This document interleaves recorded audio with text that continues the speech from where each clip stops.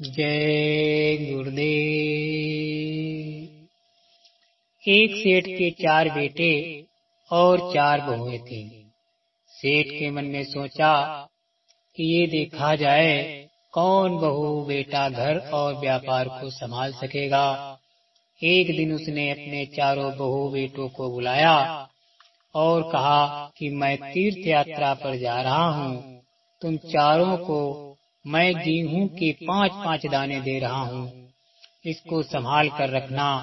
जब मैं वापस आऊंगा तब तुम लोगों से ले लूंगा। ये कहकर सेठ ने 5-5 दाने 4 बहुओं के हाथ में रख दिया और तीर्थ करने चला गया। 1, 2, 3 तो बहुओं ने गेहूं को संभाला। फिर बड़ी बहू के मन में आया कि दे भी गए ससुर जी तो गेहूं के 5 दाने। उसने दानों को फेंक दिया।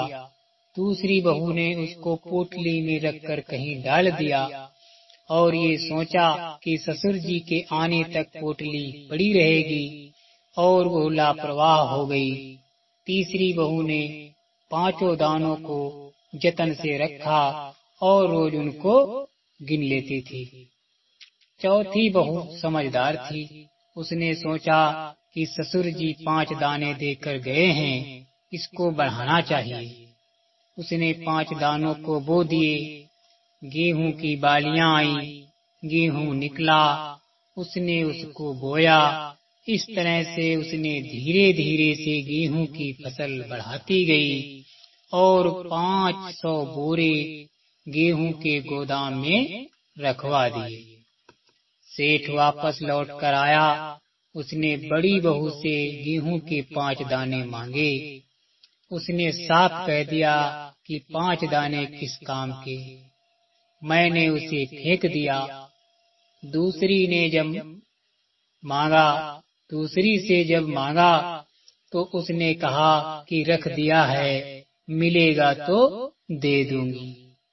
तीसरी से मांगा तो गई और 5 दाने लाकर दिया और कहा कि मैंने इसे बड़े जतन से रखा था और रोज इसे को गिनती रहती थी। फिर सेठ ने चौथी बहू को बुलाया, उससे दाने मांगे तो बहू बोली, लीजिए पिताजी, गोदाम देख लीजिए, 5 दानों के 500 बोरे गेहूं रखे हैं। सेठ खुश हो गया और उसने अपनी सारी जिम्मेदारी अपने छोटे बहू बेटे पर सौंप दी। ठीक यही हालात हमारी है। सबको स्वामी जी महाराज बराबर नामदान देते हैं और कहते हैं कि इसे संभाल कर रखो, यानी रोज याद करते रहो। लेकिन कोई इधर से ले गया, उधर फेंक दिया और दुनिया के रगड़े झगड़े में फंस गया। उसने उसकी कदर नहीं की। कोई लेकर जाता है तो कभी याद करता है, कभी नहीं करता। कोई लेकर जाता है तो सोचता है कि चलो नहीं तो कुछ काम से कम रोज नाम सिमरन करते रहें। और कोई नाम की कमाई में लग जाता है और आध्यात्मिक दौलत को प्राप्त करता है। जब गुरु महाराज से वो अपनी कमाई बताता है तो गुरु महाराज को बहुत खुशी होती है। स्वामी जी महाराज कहा करते हैं कि तुम आकर ऐसे ही खड़े हो जाते हो और दुनिया का रोना रोते रहते हो।